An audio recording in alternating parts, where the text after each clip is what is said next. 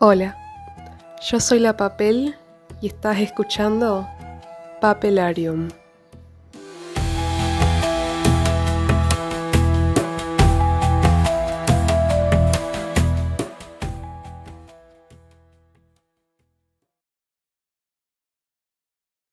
Pensar la arqueología.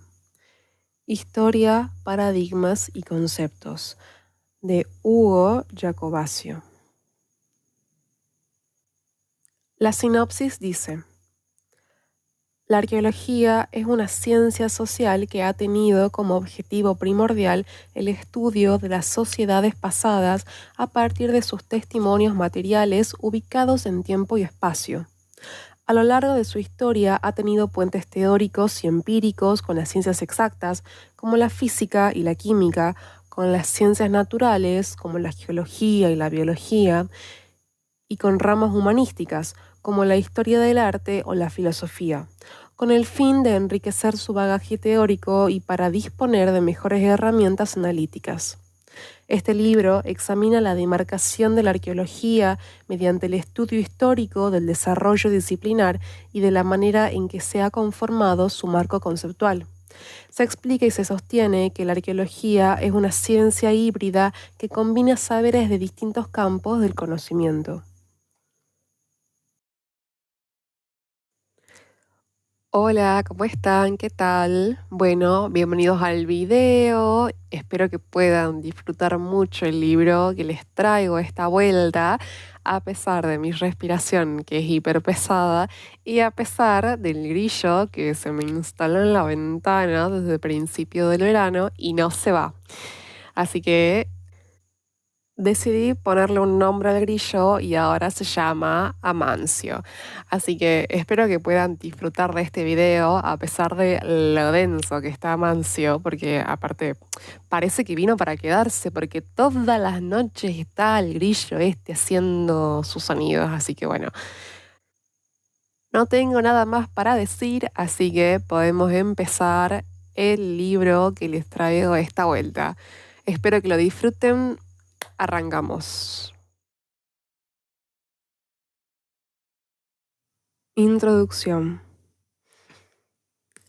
La arqueología, en sus casi 2 siglos de existencia disciplinar, ha tenido como objetivo primordial el estudio del pasado a partir de los testimonios materiales ubicados en tiempo y espacio. El devenir disciplinario ha sido marcado por el uso de diferentes marcos conceptuales originados en diversos campos del conocimiento. De esta manera, la combinación conceptual de ellos ha conferido a la disciplina heterogeneidad teórica y metodológica, a partir de la cual se han generado nuevos conocimientos que se adecuaron a la diversidad del registro arqueológico.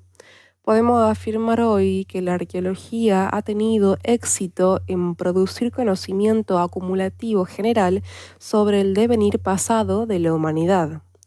Estos modelos generales son abstracciones realizadas a partir de los numerosos contextos históricos específicos que se han estudiado. La arqueología puede ser clasificada como una ciencia social que ha tenido puentes teóricos y empíricos a lo largo de su historia, tanto con las ciencias exactas como la física y la química, como con las ciencias naturales, la geología y la biología, y también con ramas humanísticas como la historia del arte o la filosofía. Estas vinculaciones han permitido el tránsito de teorías y de herramientas analíticas a lo largo del tiempo que contribuyeron y modificaron de manera importante la forma de generar conocimientos sobre el pasado.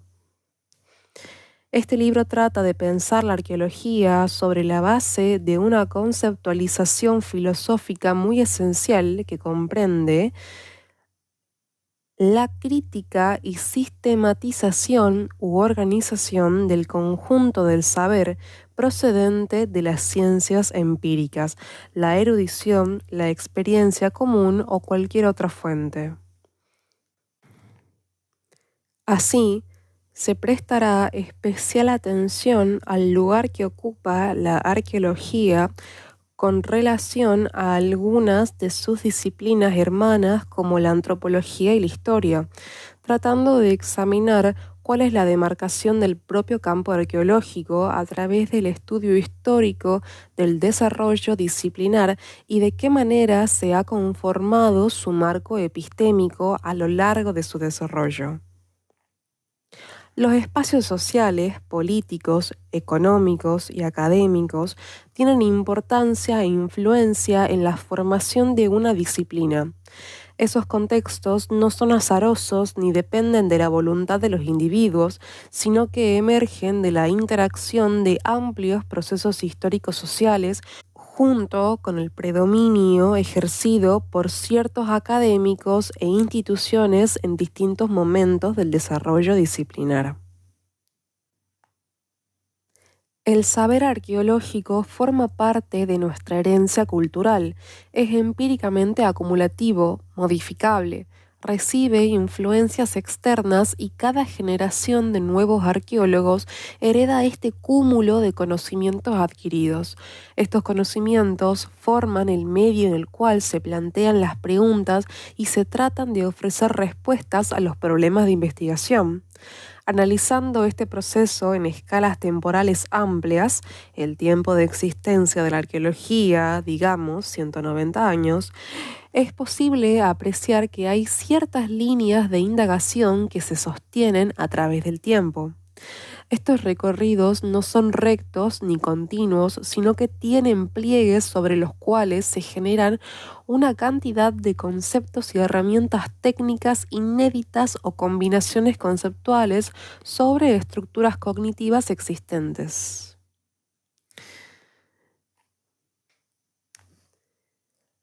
El principal campo de pensamiento científico en arqueología se basa en el enfoque realista, o sea, que tiene como premisa la existencia de independencia entre el mundo real y lo que pensamos sobre él.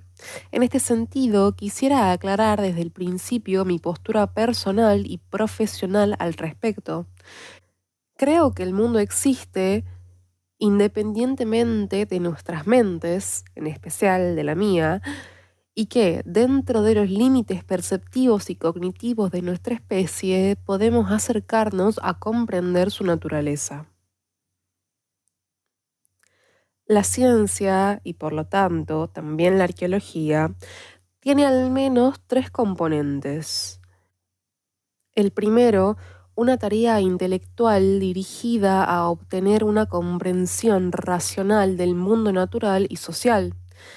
El segundo, un cuerpo de conocimientos aceptados. Y el tercero, una comunidad de científicas y científicos, su propia estructura social, institucional y económica y su manera de hacer las cosas. Desde el punto de vista realista, la ciencia está constituida por dos dimensiones de conocimiento.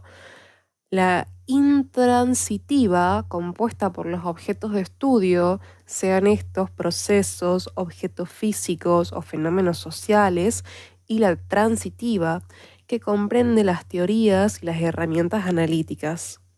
Las diferentes ciencias pueden tener dimensiones transitivas diferentes, pero en el mundo realista de la ciencia, la dimensión intransitiva es persistente. Según Searle, la ciencia es epistémicamente objetiva porque las científicas y los científicos tratan con hechos que son independientes de sentimientos, prejuicios o actitudes individuales y, aunque para estudiar esos hechos necesitamos de marcos conceptuales, estos no están incluidos en los hechos. Sin embargo, este saber científico no es neutro, como no lo es ningún saber, ni exento de emociones y requiere del compromiso de las arqueólogas y los arqueólogos en la discusión de cómo consolidar las bases epistémicas de un campo compuesto de muchos saberes particulares. Esta apreciación ya se conocía en la antigüedad. En el siglo IV, el orador Símaco dijo: contemplamos los mismos astros, el cielo es común a todos, nos rodea el mismo mundo. ¿Qué importancia tiene con qué doctrina indague cada uno la verdad? En cuanto a la dimensión intransitiva, podemos decir que las conexiones causales existen en el mundo físico y no solo en nuestras mentes. La causalidad es una parte compleja de la estructura de nuestro mundo y rara vez adquiere una forma que involucre regularidades a lo largo de una secuencia lineal de eventos como se creía en la antigüedad y que fuera definida como un objeto seguido de otro. También debemos decir que nuestro conocimiento del mundo es falible.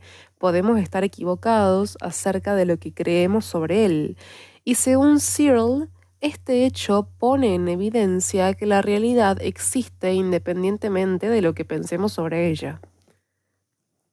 La ciencia, entonces, es una tarea intelectual dirigida a obtener una comprensión racional del mundo natural y social.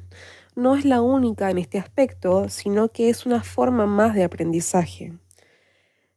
En sus 10 postulados, Robert Levins señala que la ciencia tiene una naturaleza doble.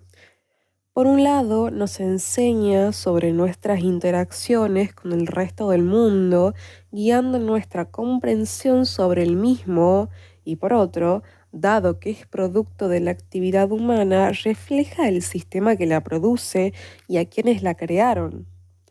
Por lo tanto, no debemos aceptar sin más a la ciencia, sino tener una posición crítica respecto de ella. No podemos consentir la mercantilización de sus productos, ni tampoco avalar toda su estructura que, muchas veces, es autoritaria. Tal como lo expresó Levins en el trabajo citado, la meta de la ciencia debe ser la creación de una sociedad justa, compatible con la riqueza y diversidad de la naturaleza. Y yo agrego compatible con la riqueza y diversidad de las sociedades y las culturas.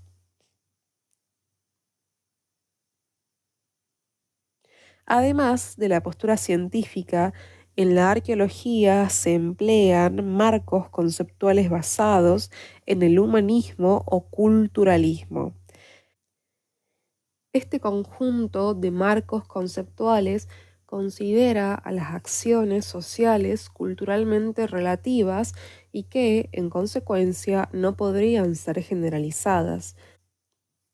Por lo tanto, las acciones sociales y las culturas deberían analizarse en su individualidad. De esta manera, el enfoque científico para estas teorías no sería adecuado para tratar los problemas que plantea el conocimiento arqueológico, ya que para conocer las acciones sociales se requiere de interpretación más que de exámenes, contrastaciones o pruebas.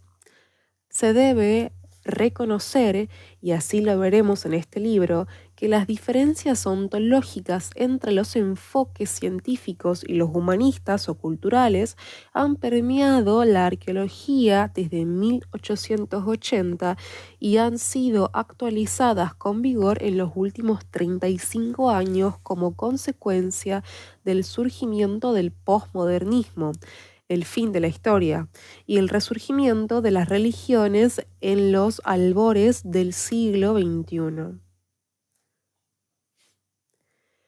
El resultado de ese proceso fue la organización del espacio teórico de la arqueología en una dicotomía compuesta por el procesualismo, ligado a vertientes científicas que incluyen los marcos conceptuales vinculados a conceptos teóricos de evolución, ecología cultural o incluso ciencia aparte del marxismo, la historia basada en la... Uy, ¿cómo pronuncio esto? Longue durée, Dios sabrá qué es eso, Y por otro lado, el postprocesualismo, compuesto por intereses culturales, principalmente fenomenológicos y hermenéuticos, que comprende esencialmente al estructuralismo, el neomarxismo, la teoría crítica y variantes del posmodernismo. Cuando me hice cargo de la materia Teoría Arqueológica Contemporánea en la Facultad de Filosofía y Letras de la UBA, que fue creada por el cambio de plan de estudios de la carrera de Ciencias Antropológicas allá por el 1985, despuntaba el movimiento postprocesual en la arqueología, cuya obra inaugural podríamos decir que fue el libro Symbolic and Structural Archaeology, editado por Joder. Justo es expresar que esto cambió el panorama existente, ya que el debate surgido por esos años ha enriquecido a la disciplina arqueológica. Todo autor hace un recorte de la realidad, dado que es imposible tratar todos los temas en debate. Cualquier lectura sobre un texto de teoría o metodología arqueológica revelará el recorte e interés de su autor por ciertas temáticas puestas en un contexto más general. La estructura de este libro está articulada siguiendo un derrotero histórico de la arqueología. La mayor parte de las historias de la arqueología que están disponibles han sido escritas como crónicas de las actividades de los arqueólogos y de grandes hallazgos que, en su momento, conmovieron al mundo: Troya, la tumba de Tutankamón, Machu Picchu. Estas crónicas, que son una vía posible y quizás más popular de contar la historia de la arqueología. En este libro, en cambio, nos interesa contar cómo ciertos paradigmas o marcos conceptuales influyeron a los arqueólogos para realizar esa búsqueda. Las teorías jugaron un papel ordenador de la praxis arqueológica y, consecuentemente, fueron el marco referencial a partir de los cuales se organizó la evidencia arqueológica que era recuperada de las excavaciones y otros trabajos de campo. Relatar la historia de los conceptos teóricos en arqueología, además, ofrece la ventaja de poder estudiar los lazos entre la arqueología y la sociedad que la produce. A partir de este enfoque histórico, entonces, en el primer capítulo veremos cuáles han sido las estructuras epistémicas principales que explican el cambio teórico en la arqueología. El concepto de paradigma, definido como un conjunto de creencias e ideas que comparte una comunidad científica, ha sido utilizado abundantemente en estos tipos de estudios. En este libro propondremos que la estructura teórica de la arqueología no comprende paradigmas en su definición clásica, sino que está formada por una población de conceptos y teorías específicas de las cuales los arqueólogos seleccionan y combinan aquellas que van a guiar sus investigaciones. En el capítulo segundo discutiremos la relación de la arqueología con ciencias emparentadas como la antropología y la historia, en particular cómo se han articulado las categorías analíticas desde la arqueología antropológica y la histórica. El capítulo 3 examinará algunas de esas problemáticas, tales como la historia de la arqueología desde el siglo XVIII hasta comienzos del siglo XX y cómo las categorías surgidas en esos tiempos aún forman parte del bagaje teórico-metodológico de nuestra disciplina. En el cuarto capítulo, el análisis sobre el accionar de Indiana Jones es empleado para tratar un marco conceptual muy popular y que todavía hoy en ciertas circunstancias predomina. Se trata de la arqueología histórico-cultural que se conformó entre 1880 y 1960. Se examinarán sus presupuestos y categorías analíticas y evaluaremos el papel de las instituciones geniales en la arqueología. El enfoque histórico-cultural ha sido muy importante como marco conceptual en el desarrollo de la arqueología argentina. Por esta razón, el capítulo 5 se explaya sobre la arqueología histórico-cultural del noroeste de Argentina, desde tiempos de Indiana Jones, y se analizan las combinaciones conceptuales que han sido objeto durante los últimos 70 años. Finalmente, teniendo en cuenta lo discutido en los capítulos 4 y 5, relativo a la organización de la evidencia con el fin de determinar la ubicación de los eventos históricos, en el capítulo 6 analizaremos la cuestión de la escala temporal y cómo ciertos enfoques han declinado la, de vuelta, longue durée, adoptando una escala etnográfica o sincrónica del registro arqueológico, posición ligada al individualismo metodológico. Se tomará en cuenta su relación con las escalas espaciales y su importancia para sostener que las unidades analíticas arqueológicas no son simétricas con unidades sociales antropológicas. El esquema planteado en este capítulo propone una alternativa que creemos más eficaz que el marco conceptual histórico-cultural.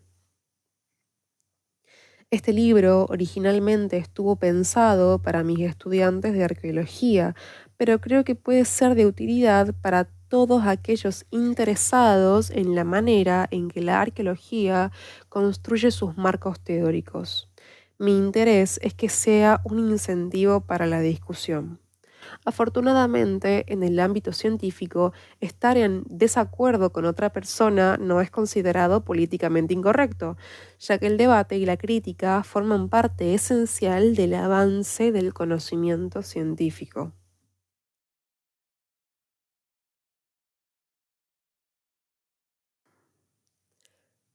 Capítulo 1.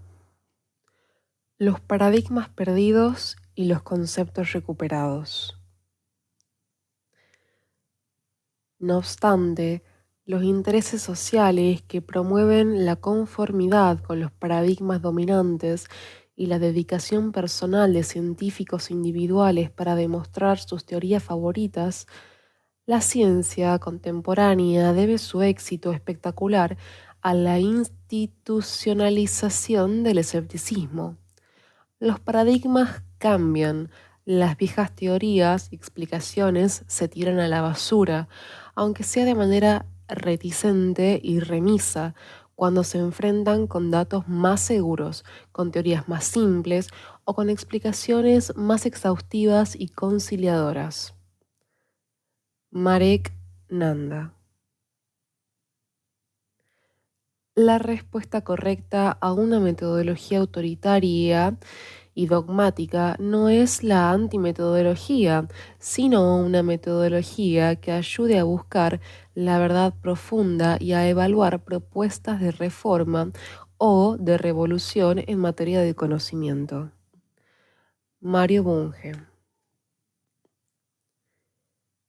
El modelo de cambio en la ciencia expuesto por Thomas Kuhn parte de la premisa de que las revoluciones científicas se producen por el reemplazo de cuerpos teóricos completos. Los paradigmas viejos son reemplazados por otros nuevos. Los paradigmas que competían por el predominio en una disciplina, para Kuhn, eran incomparables dado que contenían valores y principios metafísicos que los definían. Por lo tanto, esta inconmensurabilidad, como él la denominó, sostenía el hecho del reemplazo completo de uno por otro. Por ejemplo, la física clásica por la relativista, el modelo geocéntrico por el heliocéntrico.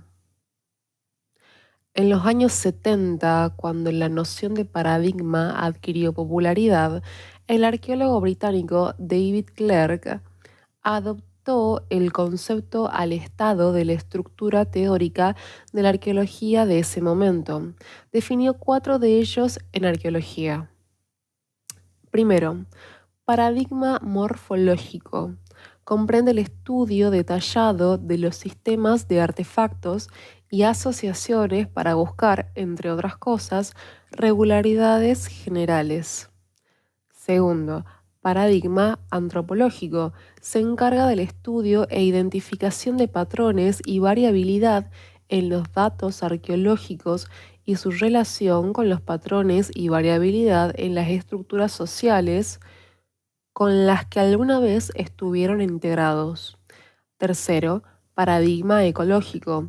Efectúa el estudio detallado de los sitios arqueológicos como parte integral de los sistemas ecológicos y ambientales con los cuales se ajustan mutuamente. Cuarto, paradigma geográfico. Estudia los sitios arqueológicos como sistemas ordenados de rasgos, fogones, morteros, etc., y estructuras, habitaciones, depósitos, etc., dentro de sistemas de sitios territorialmente distribuidos sobre paisajes particulares.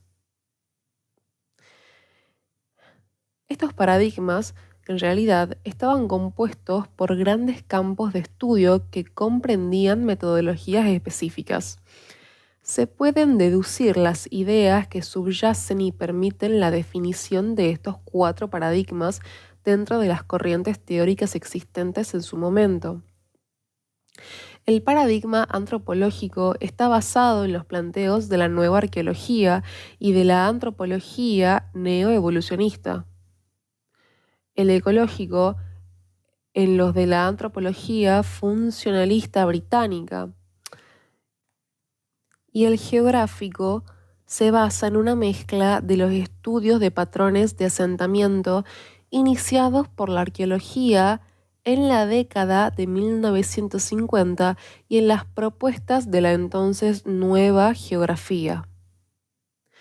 David Clarke reconoció en ese trabajo la existencia de marcos conceptuales variados en la arqueología y anticipó la estructura heterogénea de la teoría arqueológica que se observa en la actualidad. El arqueólogo norteamericano Lewis R. Binford, a su vez, definió el paradigma como el marco cognitivo de referencia. Los paradigmas, para este autor, son las condiciones intelectuales sobre los cuales se construye la experiencia. Nuestro paradigma determina todo lo relevante a ser descrito, discutido o nuestra visión del mundo en relación con los problemas que debieron ser resueltos. Los paradigmas, de esta manera, son una guía acerca de nuestras creencias sobre el mundo.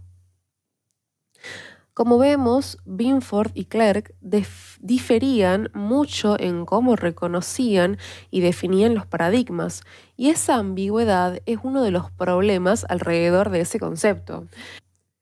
Entonces podemos plantear la pregunta de si el término paradigma es útil para la arqueología en función de describir el fundamento ontológico de la disciplina. En definitiva, en muchos trabajos actuales sobre la teoría arqueológica se emplean otros términos para definir estos fundamentos tales como escuelas o enfoques.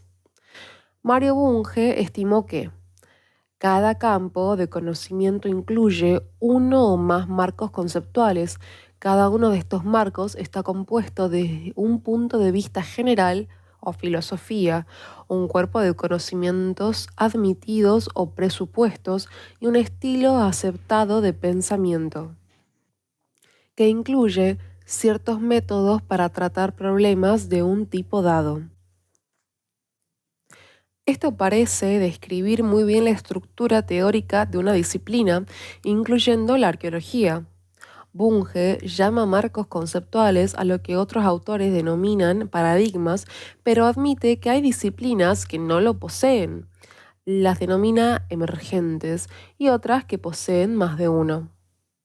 Para Bunge, el cambio conceptual puede darse de tres formas. Gradualmente, el avance gradual consiste en agregados o en desgastes, en ganar algunos ítems de información o en descartar otros al advertir que son inadecuados. El avance gradual se da siempre dentro de algún marco conceptual. Después, por avances decisivos. Cuando se resuelve un problema o constelación de problemas, de modo que se puede formular nuevos problemas dentro del mismo marco conceptual. Este proceso fue llamado combinación conceptual por Paul Taggart en su libro Conceptual Revolutions. Y por último, por revoluciones. Las revoluciones consisten en la emergencia de nuevos marcos conceptuales que reemplazan a los anteriores, que es lo equivalente a la propuesta de Kuhn, aunque en este esquema, como vemos, lo coloca junto a otras formas alternativas de cambios conceptuales. En la arqueología, el conocimiento empírico aumenta en la medida que se incrementa la evidencia arqueológica, que por lo general es un avance gradual, ya que este proceso se da dentro de un marco conceptual. Sin embargo, hay situaciones de investigaciones extraordinarias donde se produce un cambio o abandono de un marco conceptual. Este cambio no solo significa la construcción de nuevos fundamentos teóricos y metodológicos, sino que puede implicar una mezcla de conceptos nuevos con otros que habían sido dejados de lado. Por ejemplo, las corrientes teóricas involucradas en postprocesualismo tuvieron como punto común que la arqueología es una disciplina cultural, cuando el consenso de los años 80 del siglo XX era considerarla una ciencia social, es decir, parte de las disciplinas dedicadas al estudio de la sociedad y el cambio social. Dentro de estas corrientes postprocesualistas, el arqueólogo británico Michael Shanks definió la arqueología como un modo de producción cultural que trabaja sobre los restos del pasado y ubicó a la cultura, su principal objeto de estudio, dentro del campo del discurso, cuya crítica e interpretación era históricamente específica. Este planteamiento combinó algunos conceptos novedosos como el estudio de la identidad étnica e individual, la corporeidad, junto a otros ya existentes tomados de la corriente histórico-cultural, como el estudio de la historia cultural y el modelo de cambio cultural transformacional. A su vez, conllevó la apropiación de la hermenéutica como metodología. La hermenéutica fue elaborada como una teoría dirigida para develar la disciplina de la interpretación. En realidad, se ha limitado a ser una metodología de las ciencias interpretativas, originalmente concebida para la decodificación de textos o signos. La arqueología postprocesual adaptó muchos de los mismos problemas que una vez tomó la antropología histórico-cultural relativista de comienzos del siglo XX y empleó la hermenéutica, dado que consideró el registro arqueológico como un texto a ser decodificado, más que evidencia material del comportamiento humano pasado como lo considera el procesualismo. Según Stephen Toulmin, en una disciplina hay un conjunto de variantes conceptuales en circulación y cada generación de científicos selecciona algunas de esas variantes que, por diversas razones, son aceptadas e incorporadas como herramientas teóricas, mientras que otras variantes son rechazadas y omitidas. Hay que resaltar que para Toulmin los cambios se dan al interior de cada disciplina, la que tiene una identidad continua a través del tiempo. Estos cambios se producen por factores externos que dependen del contexto social y político, pero también por factores internos de cada disciplina. Tanto los conceptos o principios teóricos como las teorías específicas cambian debido a procesos de selección internos de cada disciplina, aunque el volumen de la innovación, es decir, la proporción de conceptos nuevos que se incorporan en cada caso, depende de las oportunidades que brinda el contexto social. En este sentido, los conceptos y las teorías específicas en arqueología cambian debido a la actuación de una serie heterogénea de factores externos e internos, pero de ninguna manera deberíamos esperar una dependencia de la innovación de tales herramientas teóricas a partir de intereses político-institucionales particulares. La arqueología se vuelve menos susceptible a la manipulación política a medida que aumenta la evidencia arqueológica. El aumento de la evidencia proporciona una mayor precisión a los procesos de explicación del pasado. Tomemos un ejemplo para clarificar estos aspectos referidos a la innovación conceptual. En primer lugar, un concepto ambiguo que es central en toda la historia de la arqueología y que ha sido muy resiliente es el de cultura. Decimos que es ambiguo porque puede tener más de un significado y es resiliente porque es utilizado por diferentes marcos conceptuales. La noción de cultura pertenece al orden simbólico y refiere a los sentidos, al pensamiento y al comportamiento. Su definición fue originalmente formulada por Taylor, Taylor para el ámbito antropológico como un concepto universalista sobre la expresión de la vida social. Rápidamente fue planteada su contracara relativista por Franz Boas, dado que para él la diversidad humana se manifestaba en su cultura y por lo tanto cada una era singular. A partir de entonces podemos agregar muchos contenidos al concepto, como suma de fenómenos sociales, como sistema de comunicación, como sistema simbólico basado en el lenguaje, como intermediario entre sociedad y naturaleza, entre otros. En 1956, Kroeber y Kluckhohn reseñaron el origen del concepto y sistematizaron las definiciones formuladas de acuerdo al énfasis particular de cada una. Así, consignaron 162 definiciones diferentes de cultura y las categorizaron en históricas, descriptivas, normativas, psicológicas, simbólicas, genéticas y con énfasis en las ideas o en la organización. Desde ese momento hasta el día de hoy se han ofrecido muchas otras definiciones. Se pueden apreciar algunas definiciones de cultura con relación a su referente teórico o de marco conceptual.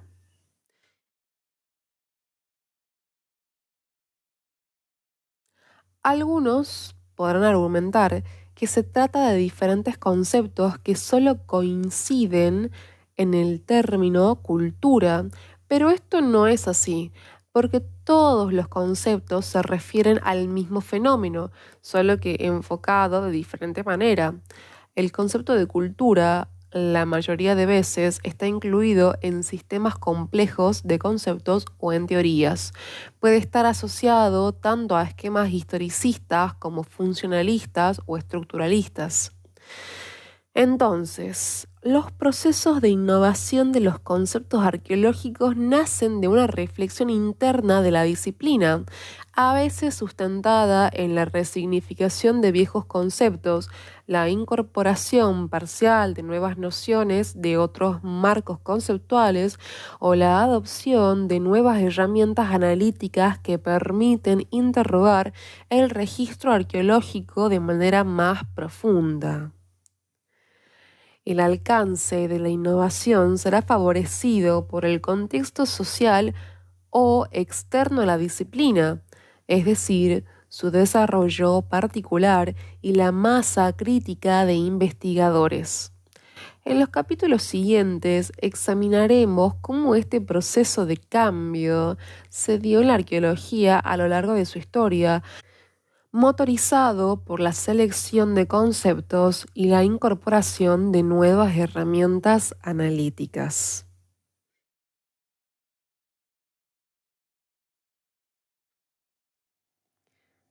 Capítulo 2. Arqueología, antropología e historia. Archaeology is the discipline concerned with the recovery and systematic description and study of antiquities. David Clarke. Archaeology is the search for fact, not truth. Indiana Jones. Archaeology is not what you find, it's what you find out. David Hurst Thomas. Indeed, archaeology is only really delightful when transfused into some form of art. Oscar Wilde. ¿Cuál es el lugar de la arqueología entre las ciencias? Esta pregunta ha sido implícitamente discutida por diferentes marcos conceptuales, como se advierte en la diversidad de definiciones que los arqueólogos y otros interesados han hecho de la disciplina y de las que solo citamos unas pocas más arriba.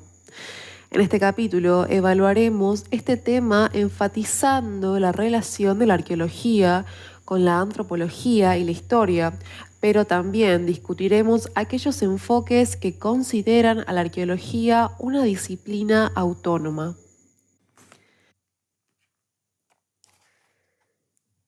Debo aclarar que no se trata de un relato lineal, a diferencia de las ciencias física y química. En las ciencias sociales, los paradigmas dominantes no son únicos ni tampoco se siguen unos a otros separados por periodos de revoluciones científicas entre momentos de ciencia normal. Por el contrario, los diferentes paradigmas se superponen en el tiempo y conviven e influencian mutuamente, como vimos en el capítulo anterior.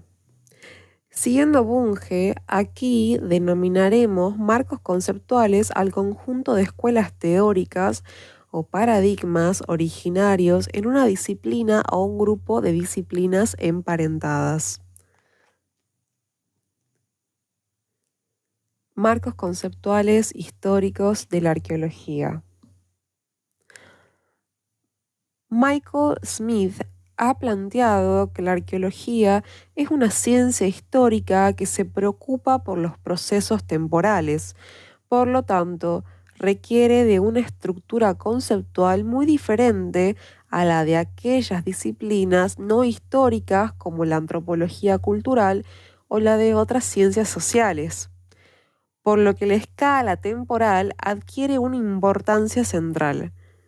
A su vez, Gilman sostuvo que la arqueología es una ciencia histórica que usa los residuos materiales de las sociedades pasadas para propósitos históricos y sociológicos.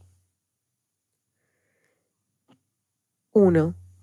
La arqueología historicista. Los marcos conceptuales históricos en arqueología surgieron como reacción al evolucionismo del siglo XIX y a sus cuadros globales de evolución social que extendían el esquema de la prehistoria europea al resto del mundo. El evolucionismo era un marco conceptual generalista que planteaba que toda la humanidad había pasado por las mismas etapas evolutivas desde la caza y recolección hasta las civilizaciones antiguas. El historicismo en arqueología estuvo compuesto por el difusionismo, que a partir de 1880 enfatizaba la difusión de rasgos e ideas culturales y la migración como los mecanismos principales del origen y el cambio en las culturas. Una versión extrema de esta corriente, denominada Escuela Británica o hiperdifusionismo, planteó que la civilización había surgido solo una vez en Egipto y de allí se difundió a otros lugares del planeta a través de la migración y colonización motorizada por la religión que se expandía en búsqueda de artefactos mágicos para preservar la vida. La versión alemana de esta corriente explicaba toda semejanza o convergencia entre culturas a través de migraciones o fenómenos de contacto cultural. Estas semejanzas de artefactos y costumbres agrupadas mediante criterios de forma y cantidad en círculos culturales crecientes explicaban no solo la difusión de los rasgos culturales, sino el cambio a través del tiempo, ya que los círculos representaban distintos grados sucesivos, desde cazadores-recolectores hasta las altas civilizaciones arcaicas. De más está decir que cada uno de los 4 círculos culturales, primitivo, primario, secundario y terciario, fue definido tomando como base información etnográfica y su aplicación al pasado se resolvía de forma similar a lo que había hecho el evolucionismo del siglo XIX mediante los paralelos etnográficos. La otra corriente del historicismo es el particularismo histórico. Franz Boas, fundador de esta corriente en la antropología norteamericana, planteó que la base de los estudios culturales debía estar centralizada en los fenómenos locales dentro de un área geográfica limitada, cuyo fin era desarrollar las historias individuales de las culturas. Esta postura implicó el rechazo no solo del evolucionismo, sino también del materialismo, ya que cualquier característica o complejo de la cultura dependía de factores psíquicos o procesos mentales, incluso emocionales. El relativismo cultural adoptado por Boas lo condujo a una concepción relativista de la cultura. Cada cultura representaba una totalidad en sí misma con un espíritu propio que influía en el comportamiento de los individuos. El cambio cultural era resultado de complicadas relaciones históricas que incluían, en primer lugar, la difusión y el préstamo de rasgos culturales. La teoría cultural de Boas marcó la agenda de la antropología norteamericana hasta finales de la Segunda Guerra Mundial e influyó de manera determinante en la teoría y metodología de la arqueología en el resto del mundo, aún hasta la década de los 60. Y, podemos decir, hasta la actualidad continuada en el postprocesualismo, que define a la arqueología como una empresa cultural. La corriente histórico-cultural en la arqueología norteamericana tomó la agenda de Boas y se dedicó a estudiar las historias particulares de las culturas.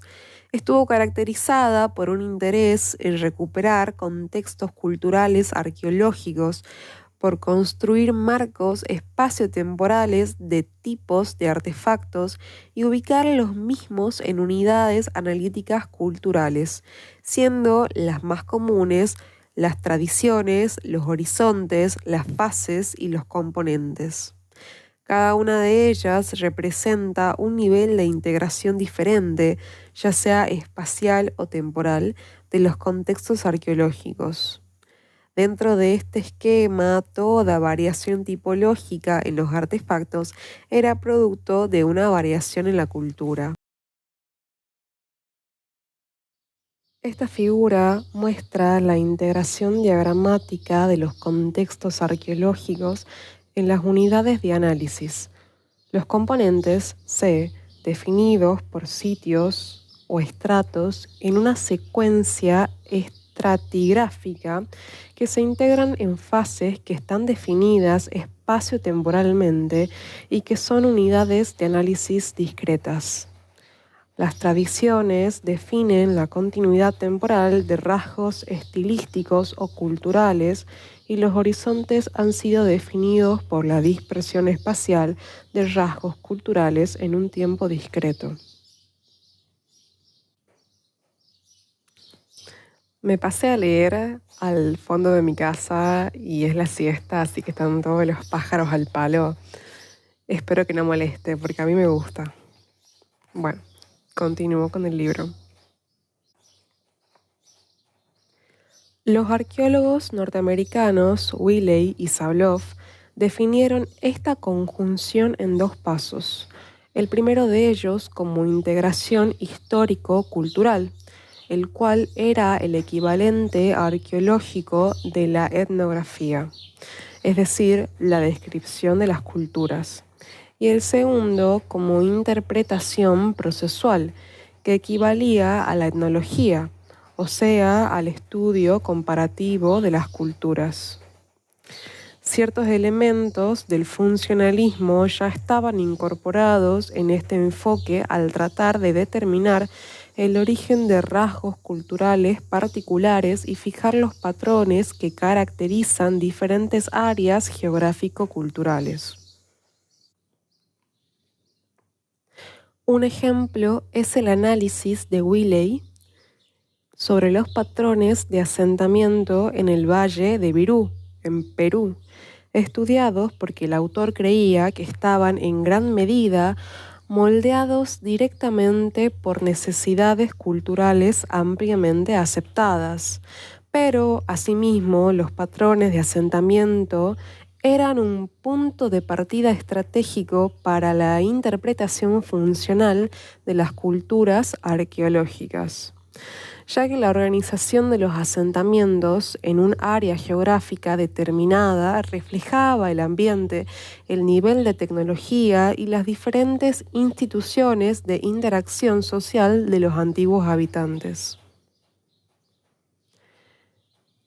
En su libro History of American Archaeology, Wiley y Sabloff denominaban a los años entre 1914 y 1940 periodo histórico clasificatorio, debido a que su mayor preocupación estaba puesta en la cronología y en el estudio tipológico de los artefactos. Lo denominan histórico porque perseguía un objetivo mínimo que era determinar el orden temporal de los eventos arqueológicos. Estos autores puntualizaron dos elementos característicos del periodo. El primero es el desarrollo de las excavaciones estratigráficas como método principal para tener control cronológico. Este proceso se había iniciado a finales del siglo XIX y es atribuido al general Pitt Rivers a partir del registro de sus excavaciones en Cranborne Chase en 1886 y 1887, quien abogaba por el registro de cada detalle en una excavación y que cada excavador restrinja su decisión sobre lo que es importante o no y ponga a disposición toda la evidencia para quienes estén interesados en la misma. 2. El desarrollo de la seriación. Este procedimiento se basa en que detrás del cambio cultural hay un principio que lo guía a través del tiempo, que es básicamente la concepción de la evolución de lo simple a lo complejo. Como el cambio de la cultura es gradual, cada relación de similitud es la base de la seriación. Por eso los grupos de objetos son ordenados de acuerdo a su parecido. Las clasificaciones tipológicas de las unidades arqueológicas, desde las más simples, artefactos, a las más integrativas, fases, tradiciones, horizontes, se adaptaron entonces a este objetivo primario de ordenamiento cronológico. A su vez, no se ocuparon de hacer ordenamientos temporales de artefactos, sino de culturas que eran definidas como una sumatoria de rasgos culturales particulares cuyos límites estaban bien definidos. El paradigma historicista fue cambiando con el tiempo. Después de los años comprendidos por las décadas de 1940 a 1950, se hizo más sofisticado y comenzó a incorporar elementos provenientes de otros marcos conceptuales, particularmente el evolucionismo cultural, representado en esa época por el neoevolucionismo y la ecología cultural en Estados Unidos. También tomó elementos del funcionalismo dominante en la antropología social del Reino Unido, como veremos en detalle en el próximo acápite, que trata sobre los marcos conceptuales antropológicos de la arqueología. En efecto, el cambio de énfasis se direccionó a una preocupación por los contextos y la función. Podemos resumir en 3 puntos principales este cambio con relación al periodo entre 1910 y 1940. 1. Se prestó más atención a las asociaciones o contexto en los que estaban incluidos los artefactos. 2. Se desarrolló el estudio de los patrones de asentamiento como un medio para entender las adaptaciones socioeconómicas y las organizaciones sociopolíticas. Y 3. Comenzó a estudiarse dentro de este marco conceptual la relación entre cultura y ambiente que no había sido tomada en cuenta con anterioridad. El contexto se refería a la posición del objeto o rasgo cultural en su asociación con otros artefactos y rasgos. La función se definía por la manera en que los artefactos y los rasgos fueron fabricados y de los significados que una vez tuvieron para sus poseedores. El nuevo campo del estudio de patrones de asentamiento se basaba en la manera en que la gente se ordenaba en el paisaje y abarcaba el estudio de las viviendas, su planificación y la disposición general de las construcciones en el paisaje. En este momento se desarrolla aún más el interés por efectuar síntesis cronológica espaciales. El momento para realizar este análisis era ordenar cuadros cronológicos en las columnas de las tablas en relación con las áreas culturales dispuestas en las filas. Wiley y Sabloff destacaron la aparición de un concepto que consideraron especialmente importante: el de tradición. La tradición se define a partir de la persistencia de ciertos rasgos culturales o estilísticos en una misma área durante un lapso relativamente largo. Esto implicaba la existencia de formas de hacer las cosas, tecnologías y gestos técnicos persistentes en el tiempo.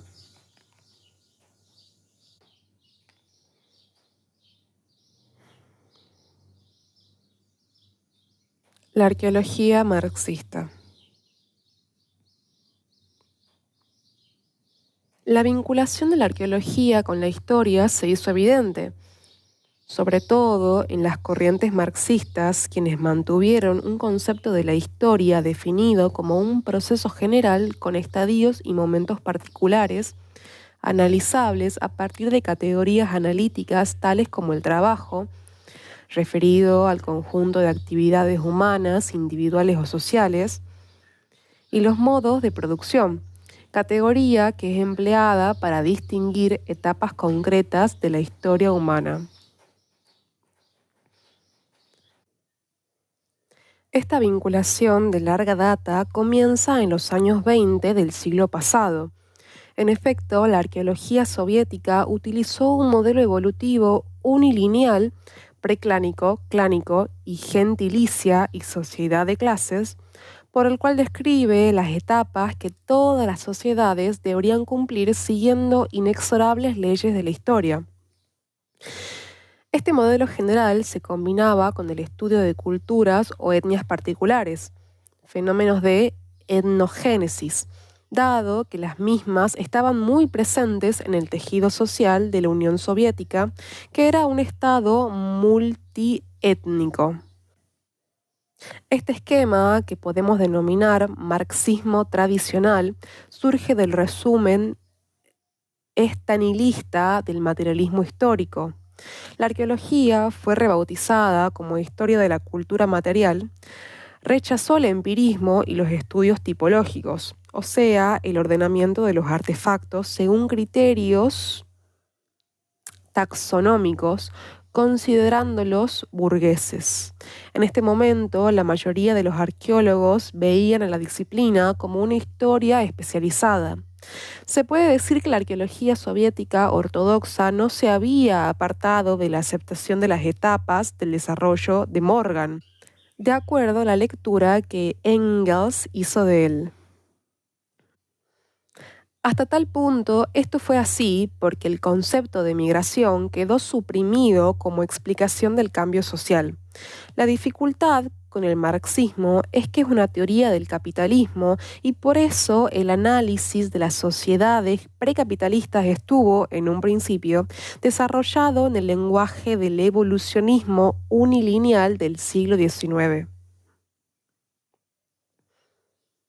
Luego del periodo estanilista se abren otras líneas en la arqueología soviética, como la sociología arqueológica, que proponía la interpretación de los materiales arqueológicos para la reconstrucción de las estructuras económicas, sociales e ideológicas de las sociedades antiguas.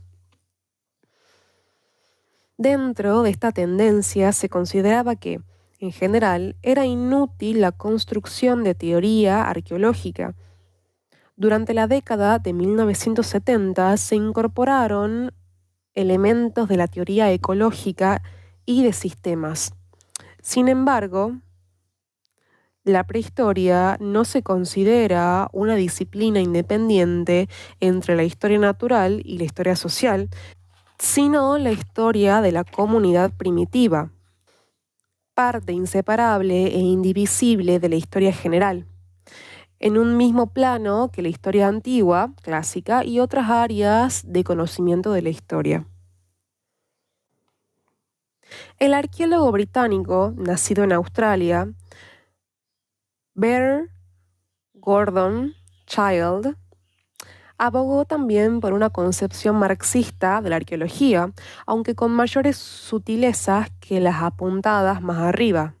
Este autor prestaba mucha atención a los procesos generales del desarrollo de la humanidad, definido por un orden histórico concebido como la ampliación progresiva del control sobre la naturaleza a partir de la invención de nuevas tecnologías y del aumento de su eficiencia. Pero, asimismo, procuraba dar una mayor atención a las culturas y pueblos, etnias, particulares como actores principales de la historia. De acuerdo a la concepción materialista de la historia, concebía el cambio como consecuencia de las modificaciones de los conjuntos de instrumentos, es decir, de los medios de producción. A diferencia de sus colegas soviéticos, no desdeñaba la difusión y las migraciones que consideraba mecanismos de convergencia entre diferentes culturas. Ambos eran factores dinámicos causantes de cambios sociales en la prehistoria. Estos factores eran determinantes, por ejemplo, en la caracterización de su revolución urbana, es decir, la aparición de ciudades en la historia humana que, según el autor, había sido motorizada por la expansión de la metalurgia, a su vez posibilitada por la producción de excedentes agrícolas. Con respecto a la herencia cultural, Child especificaba que la tradición social se transmitía a través de la enseñanza impartida por padres y ancianos de la comunidad. Ay, pasó un avión. Estos enseñaban la manera de fabricar y usar instrumentos de acuerdo a la experiencia adquirida por las generaciones ancestrales. Por eso consideraba los conjuntos de instrumentos una expresión de la tradición social. Este concepto anticipa a la concepción de hábitos según la definió Eric Hobsbawm. Hobsbawm. Dentro de las corrientes tradicionales del marxismo podemos ubicar a la denominada arqueología social latinoamericana. Para caracterizarla, seguimos aquí el planteo de Lumbreras, quien adopta el modelo de infraestructura para explicar el modo de organización social y productiva de las sociedades pasadas y presentes. Las manifestaciones de la superestructura pueden utilizarse para la definición de culturas particulares.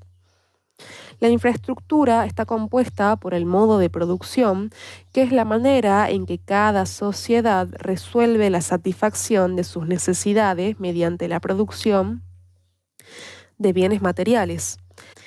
La ideología y las instituciones forman la superestructura que es determinada por la primera. Ambas conforman la formación económico-social, que es la unidad de análisis histórico.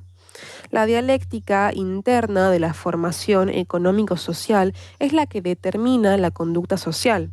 La conducta social sería el equivalente al concepto de cultura de la antropología burguesa. Igualmente, Lumbreras precisa un nuevo concepto de cultura como los elementos materiales que definen un nivel de desarrollo de las fuerzas productivas, que permiten establecer diferencias entre una etnia y otra. Este concepto, como vemos, conserva las tres cuestiones básicas del historicismo: el particularismo histórico, la idea de estadio, de desarrollo, y la de cultura como conjunto de bienes materiales que permiten definir y caracterizar una etnia.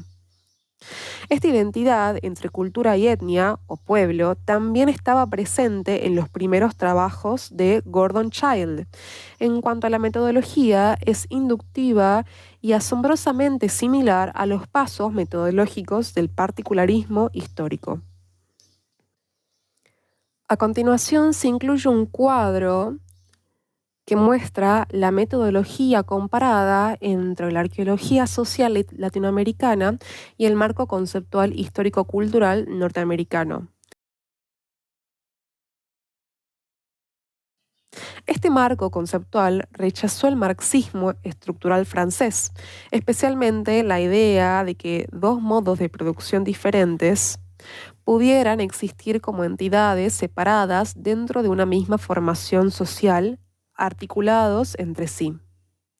Un esquema de los componentes de la formación social para la arqueología social latinoamericana puede verse en la siguiente figura.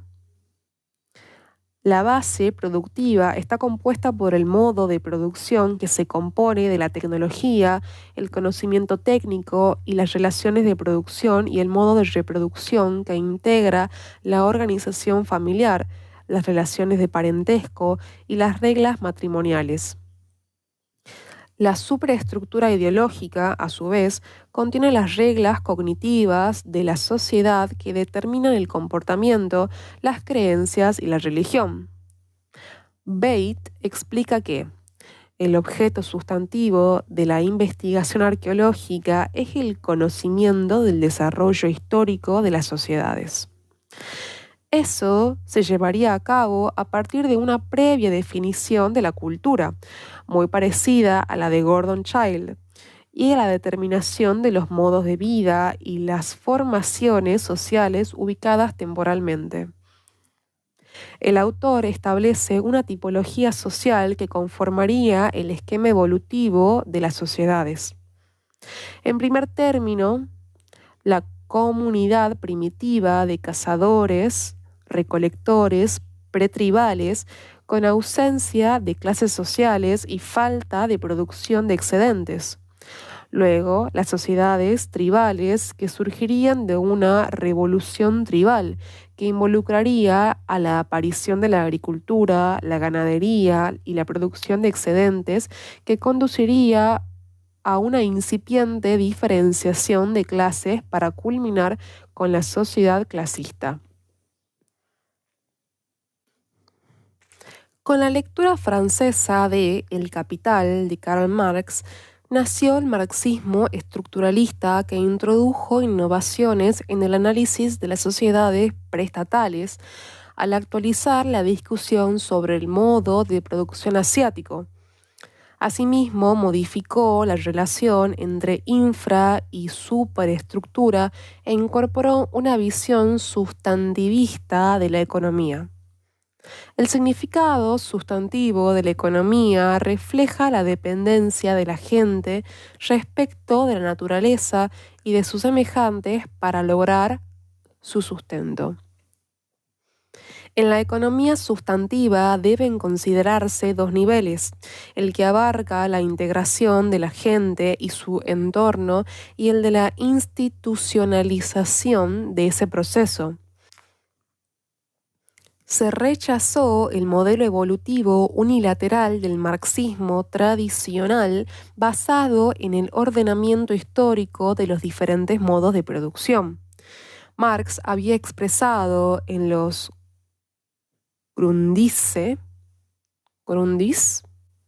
obra desconocida hasta 1954 y publicada en castellano bajo el título Formaciones económicas precapitalistas, que los modos de producción no deberían ordenarse históricamente y que dos modos diferentes podían coexistir en la misma formación económica social.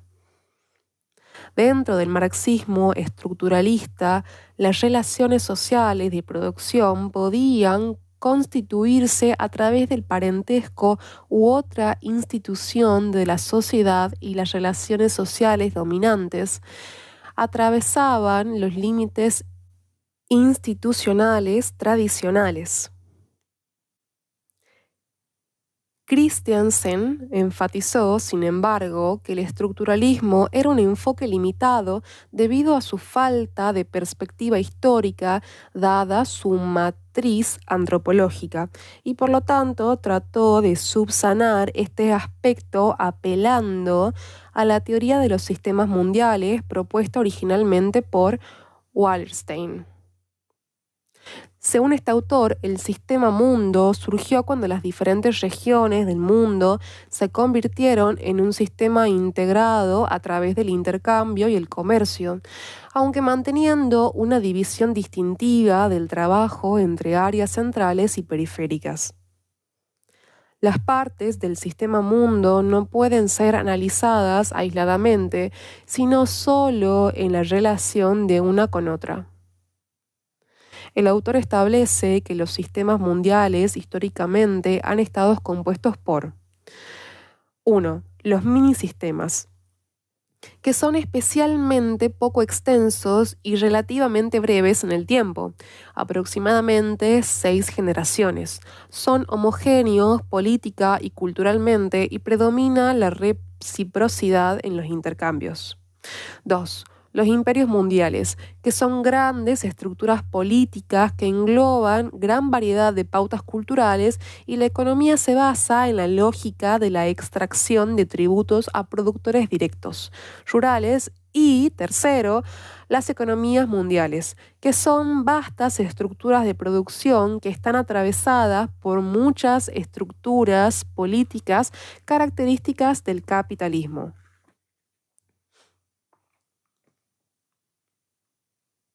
Aplicado a la arqueología, este enfoque fue muchas veces definido como un complejo de relaciones centro-periferia dentro de la cual, en una amplia escala espacial, las áreas periféricas suministran materias primas o servicios a las áreas núcleo, que son las dominantes en términos económicos y políticos. El desarrollo social y político de las regiones involucradas estaban limitados por sus roles cambiantes dentro del sistema. En esta línea de investigación se definieron nuevamente los modos de producción como modelos que definen procesos políticos basados en las condiciones materiales que dan lugar a diversas formaciones sociales. Para los autores, los modos de producción definidos de esta manera ayudan a entender caminos alternativos hacia la complejidad social. Los modos de producción, entonces, son abstracciones de las relaciones materiales, fuerzas productivas y relaciones de producción, en las estrategias políticas que se pueden comparar a través de diferentes casos, ya sean prehistóricos o históricos. Distinguen dos grandes modos de producción: aquellos ordenados por el parentesco, que abarcan el modo de producción doméstico, y el germánico, ya que ambos operan en la escala de las comunidades. En segundo lugar, los modos políticos, tributario y predatorio, donde, a diferencia de los anteriores, existe un control regional centralizado sobre las comunidades y sus unidades domésticas, y hay una movilización de los excedentes hacia las instituciones políticas dominadas por las élites. Se explicó asimismo que el cambio social es un proceso histórico que solamente puede entenderse desde una perspectiva a largo plazo, en la medida en que es resultado de la acumulación en el tiempo de múltiples cambios a pequeña escala en una gran región geográfica. Esto pone de manifiesto la necesidad de emplear amplias escalas espaciales y temporales necesarias para el análisis arqueológico de los procesos sociales.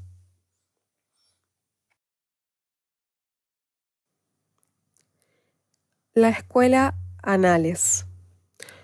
En los últimos años se trató de relacionar la arqueología con la corriente histórica de Anales.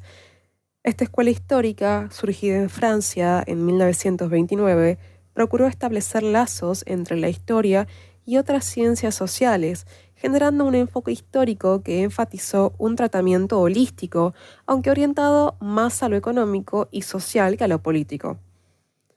Puso el énfasis en los patrones de largo plazo más que en los eventos de corta duración. El foco de esta corriente, entonces, estaba puesto en lo colectivo más que en lo individual y acentuaba el interés por los aspectos socioeconómicos.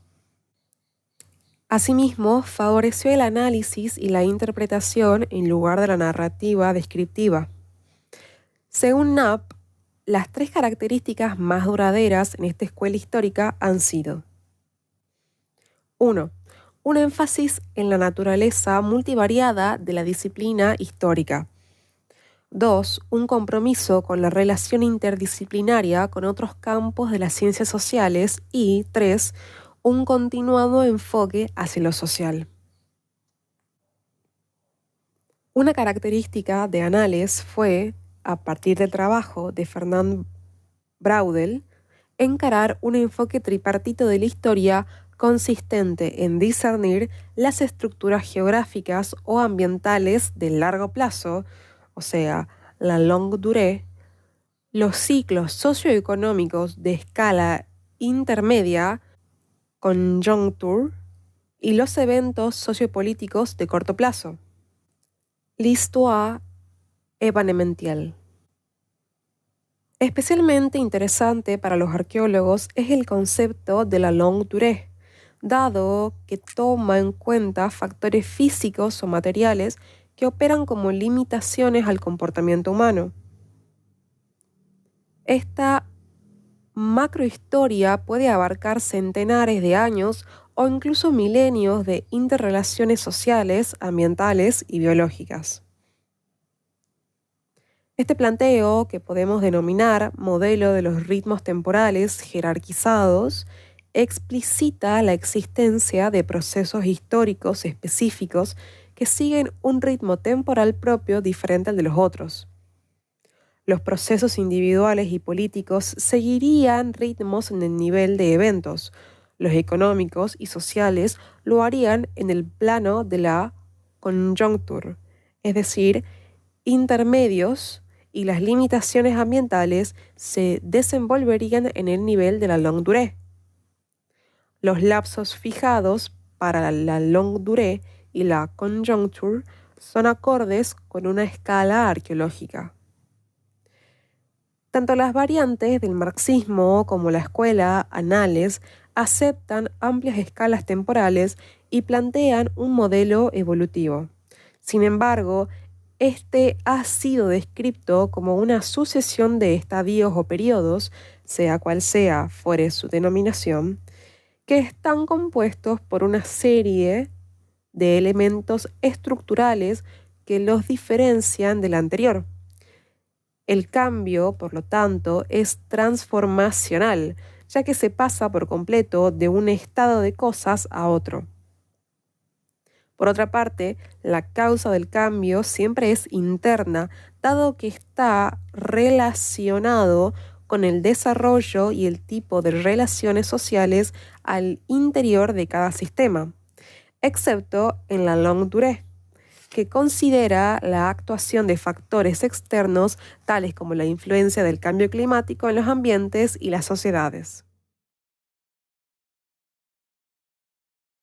Marcos conceptuales antropológicos de la arqueología. La vinculación de la arqueología con la antropología se planteó en el siglo XIX, como ejemplifica la obra Anthropology de Taylor, donde nació la idea del estudio integral de la cultura. Recordemos que en ese momento Taylor definió que la cultura es todo complejo que comprende el conocimiento, las creencias, el arte, la moral, el derecho, las costumbres y las otras capacidades o hábitos adquiridos por el hombre en tanto miembro de la sociedad.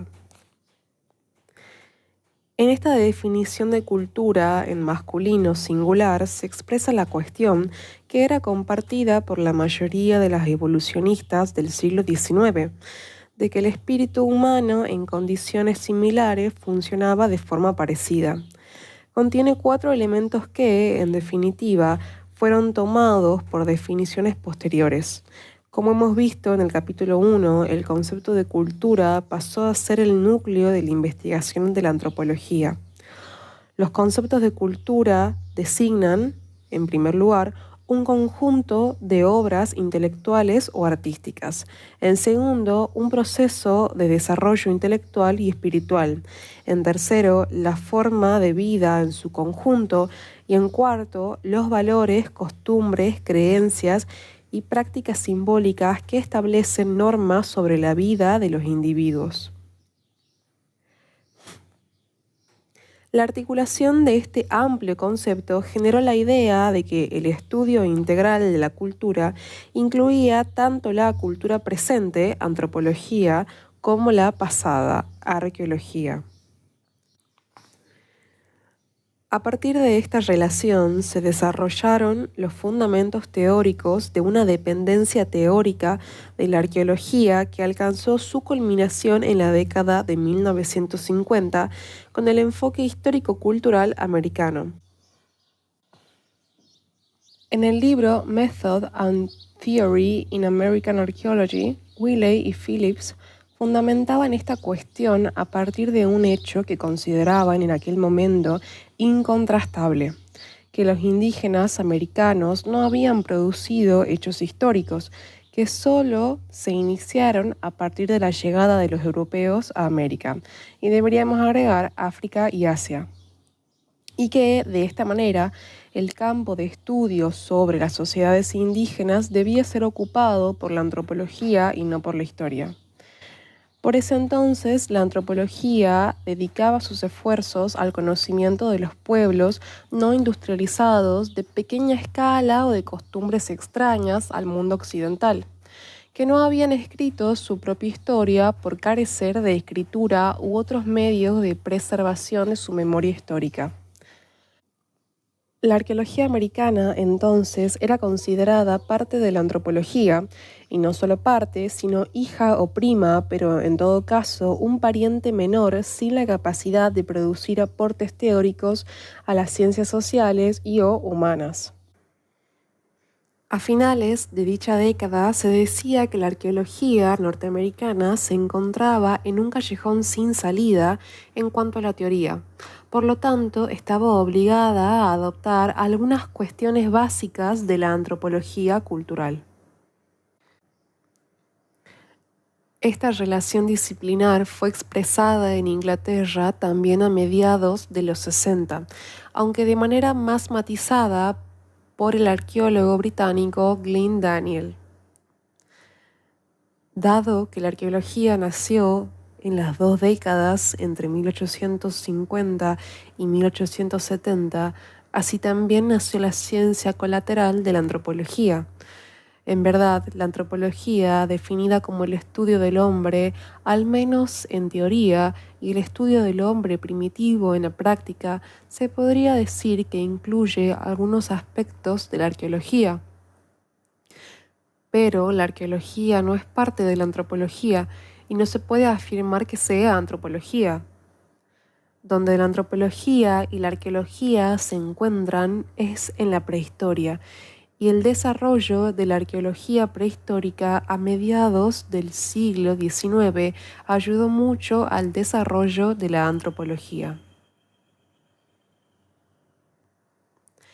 El autor agrega que por 50 años hubo un beneficio mutuo, tanto para la antropología como para la arqueología prehistórica, y que la idea de cultura en la prehistoria es un efecto directo de la influencia de la antropología. Los enfoques de la antropología, definidos como ecología cultural, y la evolución cultural, conocida como neoevolucionismo en Estados Unidos, que nacieron entre las décadas de 1930 y 1950, deben su desarrollo a la prosperidad económica posterior a la Segunda Guerra Mundial, que reavivó el interés por el evolucionismo cultural para naturalizar su posición como país dominante a partir de un mayor control sobre la naturaleza y el mundo. El neoevolucionismo planteó que el cambio hacia sistemas sociales cada vez más complejos era una realidad histórica. Por lo tanto, la evolución cultural es una propiedad potencial de todas las comunidades humanas. La evolución cultural, dentro de este marco, fue explicada como el crecimiento acumulativo de dominio humano sobre la naturaleza por medio de la cultura basada en el conocimiento tecnológico. El neoevolucionismo efectuó un nuevo planteo sobre las bases materialistas de la cultura humana y argumentó en favor de buscar regularidades y promover estudios interculturales. Leslie White, el principal exponente de esta corriente teórica, acusaba al particularismo histórico de Franz Boas de confundir la evolución de la cultura con la historia cultural de los pueblos. Planteaba que la secuencia evolutiva no iba a estar totalmente representada en la historia cultural de una sociedad particular. White pregonaba un esquema de evolución universal que era una abstracción construida sobre la comparación de las historias culturales de muchas sociedades. Trató de ofrecer un criterio objetivo para ordenar evolutivamente el progreso social a partir de evaluar la cantidad de energía consumida per cápita por año, pero no desarrolló un marco metodológico concreto para instrumentar este programa. La ecología cultural nació como consecuencia del trabajo etnográfico que Julian Stewart llevó a cabo desde la década de 1930 con los aborígenes de la Gran Cuenca, región desértica de los Estados Unidos. Este marco conceptual presta especial atención a aquellos rasgos cuyo análisis empírico muestra que están relacionados con la utilización del ambiente de ciertas maneras prescritas culturalmente. Este enfoque fue definido como una herramienta metodológica con el fin de determinar cómo la adaptación de una cultura a su ambiente puede generar ciertos cambios culturales. Sus puntos de interés son la forma en que los sistemas culturales se adaptan al ambiente y el estudio de los procesos adaptativos que permiten ver cómo los sistemas culturales se originan, conservan y transforman. Stewart distinguió 3 tipos de enfoques evolucionistas. El primero, el unilateral, atribuido a los evolucionistas del siglo XIX como Morgan, Taylor y Spencer. El segundo es el universal, Atribuye este tipo de evolucionismo a Leslie White y Bert Gordon Childe. Estos dos autores mantuvieron el concepto de estadios evolutivos culturales relacionándolos con la cultura humana en su totalidad y no con sociedades específicas. Y el tercero, el multilineal. Dado que la diversidad es una característica de la cultura, la evolución multilineal trata con paralelos de forma, secuencia y función entre ellas, que es el modelo que toma la ecología cultural. Estos dos enfoques, el neoevolucionismo y la ecología cultural, actualizaron el tema de la evolución y de los procesos de adaptación y argumentaron en contra del particularismo histórico y el relativismo cultural, entonces predominante en la antropología norteamericana. Podemos sumar a estos nuevos enfoques aquellos derivados de la antropología funcional británica que decidió analizar la relación entre cultura y ambiente. El funcionalismo ambiental asumió que el ambiente ponía límites al rango de adaptaciones posibles. Sin embargo, la naturaleza específica de la respuesta cultural estaba influenciada no solo por el ambiente, sino también por las tradiciones históricas y la impredecible elección humana. Esta visión estaba de acuerdo con una larga tradición nacida del posibilismo ambiental del geógrafo francés Paul Vidal de la Blache, ni idea. El posibilismo enfatizó la indeterminación, es decir, la ausencia de relaciones causales como rasgo dominante del cambio cultural.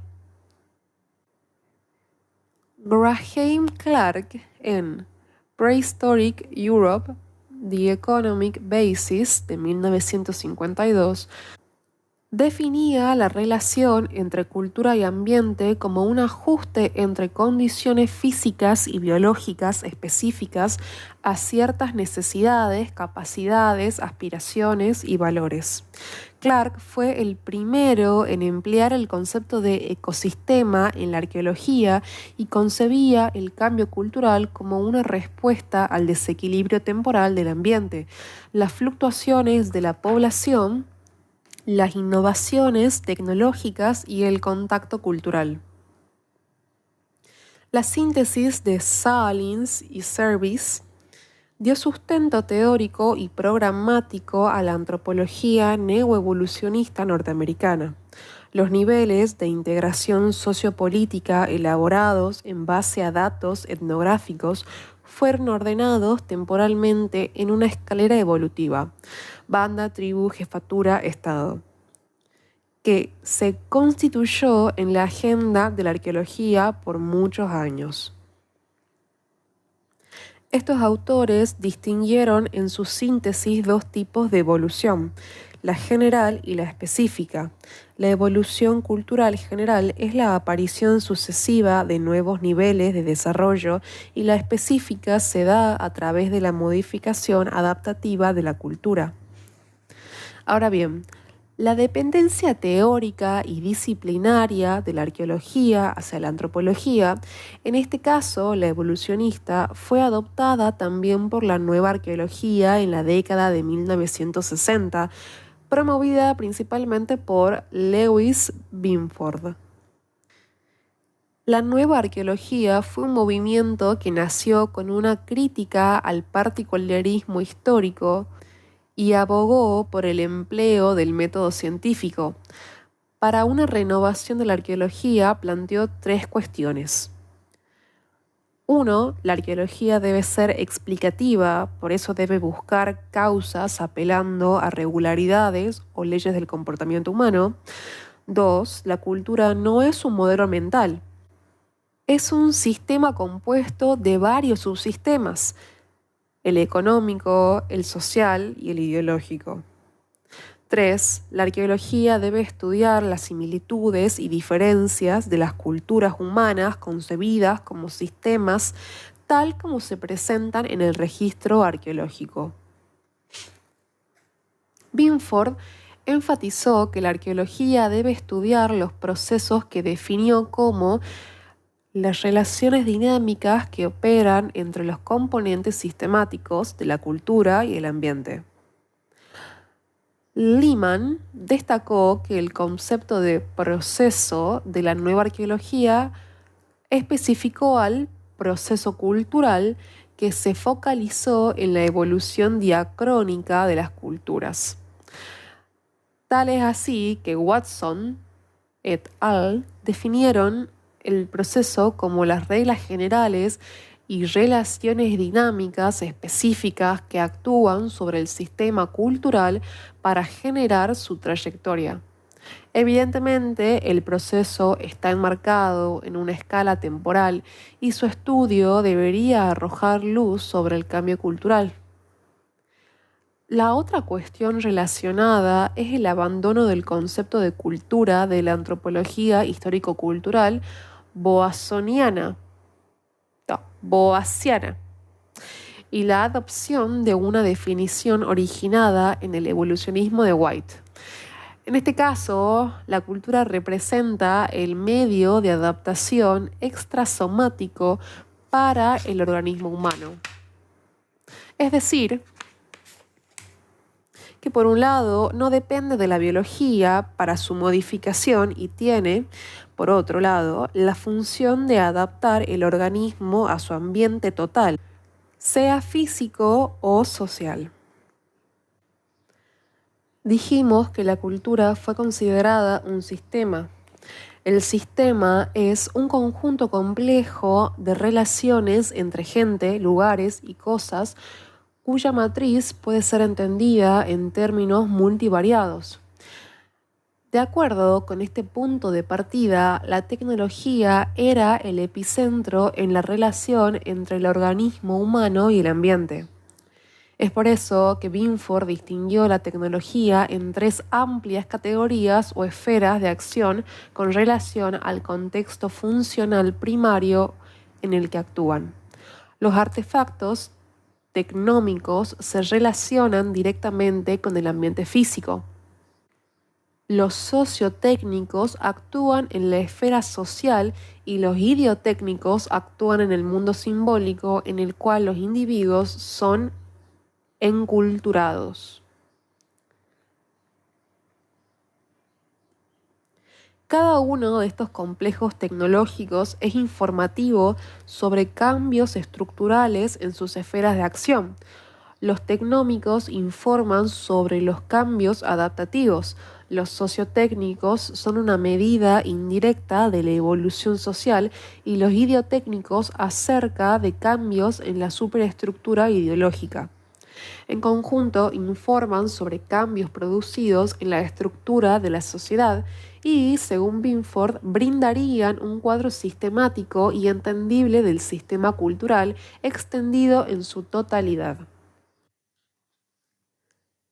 Para la nueva arqueología, las explicaciones comenzarían cuando se pudieran ligar las observaciones efectuadas al registro arqueológico con leyes de funcionamiento cultural o del comportamiento humano en condiciones o eventos pasados. Toda hipótesis, entendida como una potencial ley en caso de ser corroborada, debía ser explícitamente formulada y contrastada. Para ello, los arqueólogos enrolados en este enfoque teórico adoptaron el método nomológico deductivo y discutieron mucho el papel de las leyes generales dentro del marco explicativo.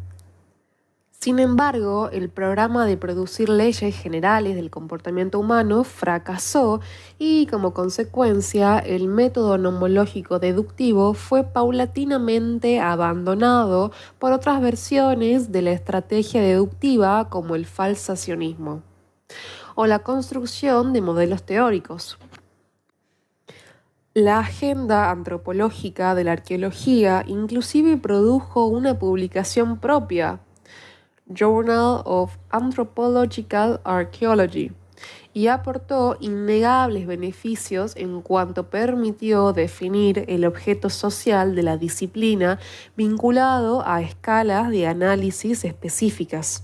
Esto favoreció al desarrollo de nuevas herramientas teóricas y metodológicas. Quizás la más relevante haya sido la etnoarqueología. Esta subdisciplina estudia las sociedades tradicionales actuales desde una perspectiva arqueológica, es decir, que pone el acento en los mecanismos de generación del registro arqueológico como derivado de la cultura material.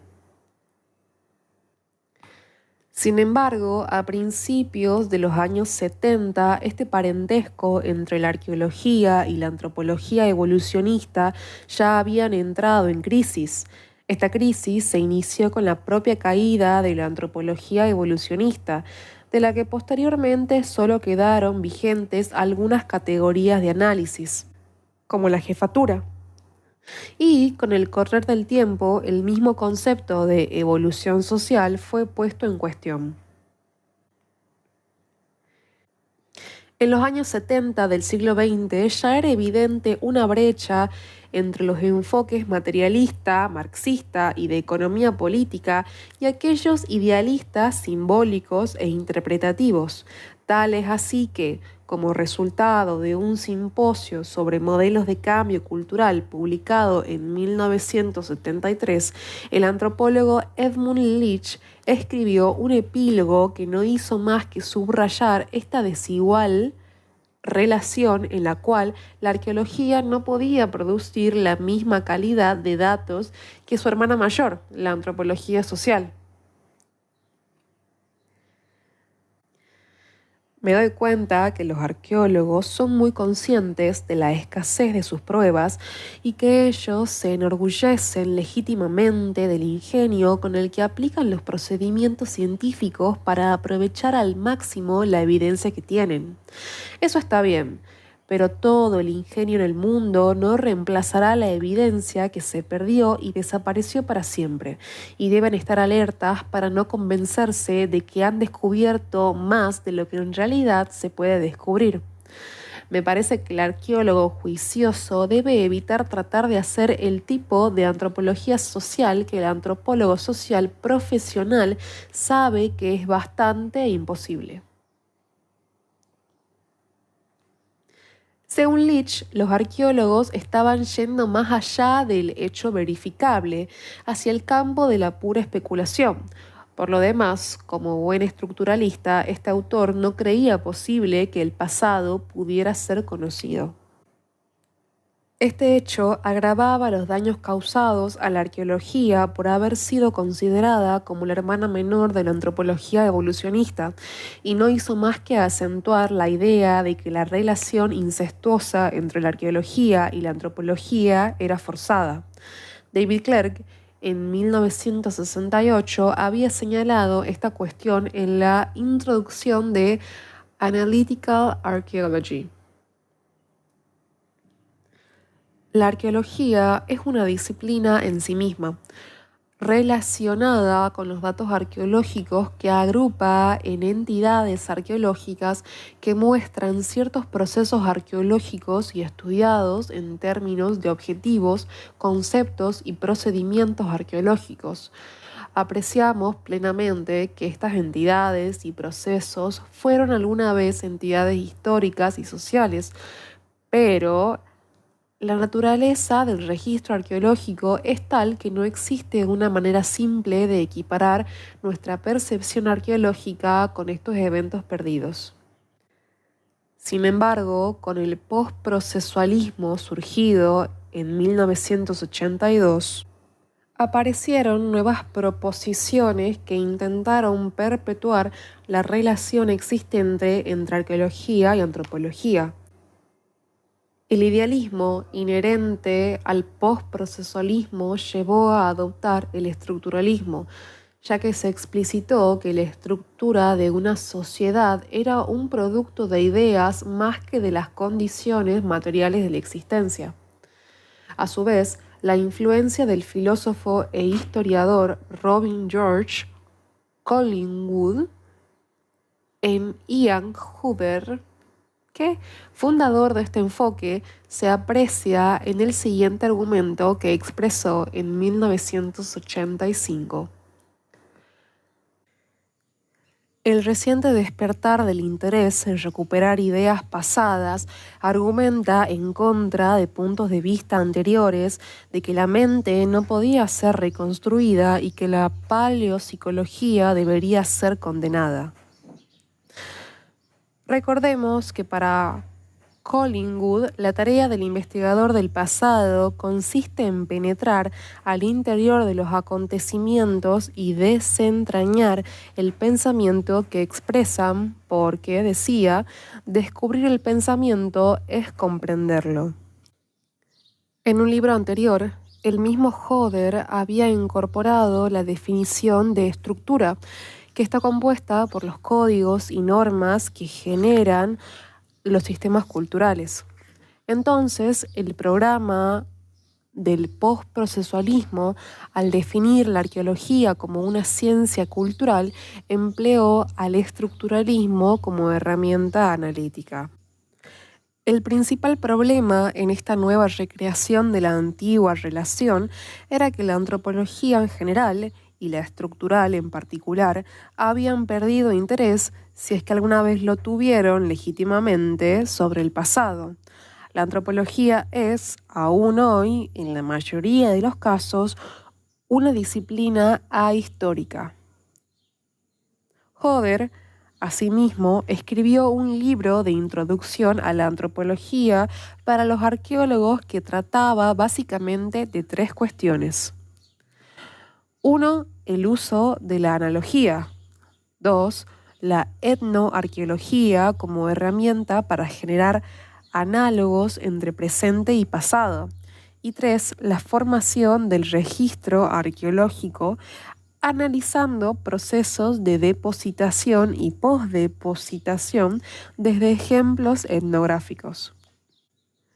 En este libro, la analogía se plantea como herramienta interpretativa insoslayable tomando en cuenta los modelos de Whaley. La inferencia analógica es una transposición de información desde una fuente hacia el sujeto de la analogía sobre la base de una comparación de componentes, rasgos o categorías. Se tratan de explicar los aspectos desconocidos del sujeto basándose en sus semejanzas con la fuente. En arqueología, la fuente deriva de un fenómeno contemporáneo y el sujeto es el caso arqueológico en estudio. La analogía quedó, en trabajos posteriores, subsumida dentro del concepto de evocación, como parte de la concepción internalista de la historia adoptada por esta corriente teórica. La cuestión de escribir antropología para arqueólogos ha sido recreada por Gosden, quien reconoce que la antropología y la arqueología se han distanciado desde que la primera abandonó los enfoques evolutivos. Sin embargo, el autor considera que ambas disciplinas pertenecen a un mismo tronco. Destaca que las dos se necesitan, pero el listado de temas compartidos que este autor explicita, identidad, género, corporeidad, son esencialmente de origen no arqueológico, algunos de ellos de difícil resolución, tomando en cuenta los restos materiales, identidad, y otros complicados de adaptar a la escala planteada por el registro arqueológico, corporeidad. El sendero que siguió el postprocesualismo se bifurcó en muchas ramas y acercamientos analíticos. Pero las teorías que se adoptaron, en todo caso, ya no solamente fueron antropológicas, sino que paralelamente a la antropología, la arqueología postprocesual importó teorías y herramientas metodológicas provenientes de otros campos de las ciencias sociales y la filosofía, entre las cuales la teoría de la práctica y la hermenéutica adquirieron especial relevancia. Algunas vertientes extremas del posmodernismo, emparentadas en arqueología con el postprocesualismo más relativista, Han planteado, a su vez, que las teorías científicas no son más que narrativas autolegitimadoras que tienen las mismas propiedades que los cuentos folclóricos, negando así su capacidad para evaluar críticamente la realidad. Este planteo rechazó la capacidad de las teorías científicas para generar conocimiento lógicamente diferente al del sentido común. Estas ideas pretendieron despertar a la arqueología de la ciencia para instalarla en el campo del arte y la cultura. La unidad de conocimiento.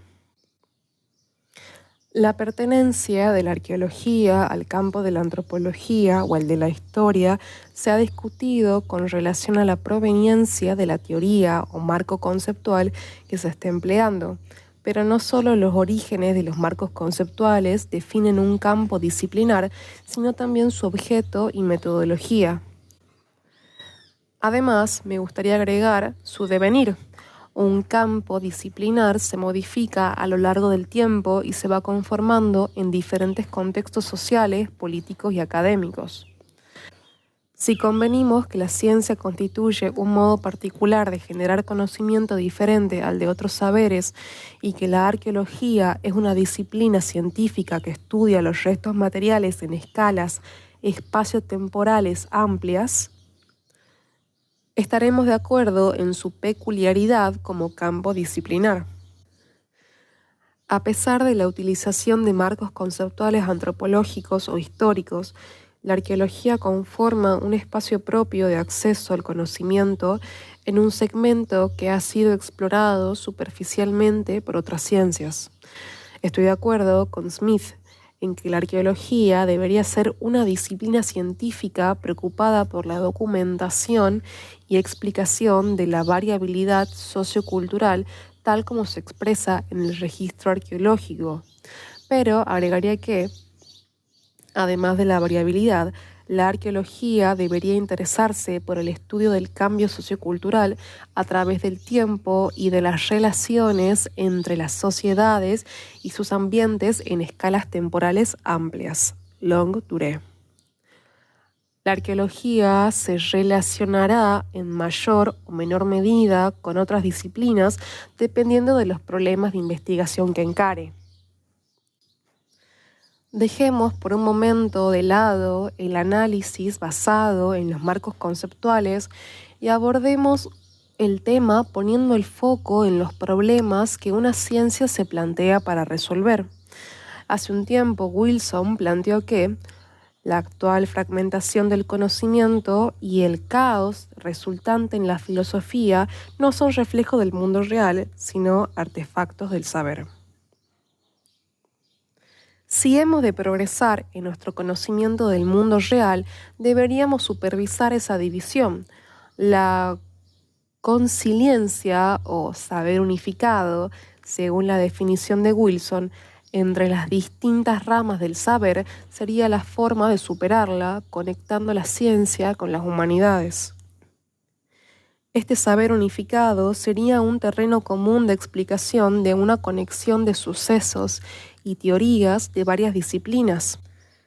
Wilson no plantea la disolución de las disciplinas particulares, sino su acoplamiento para ponerse de acuerdo sobre un corpus común de principios abstractos y evidencias empíricas.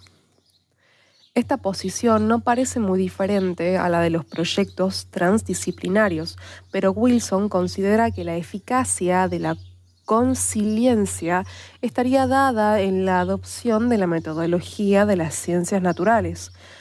La adaptación a estas metodologías otorga al planteo un carácter reduccionista que, al dejar de lado metodologías de las ciencias sociales y las humanidades, pierde conocimiento y riqueza interpretativa.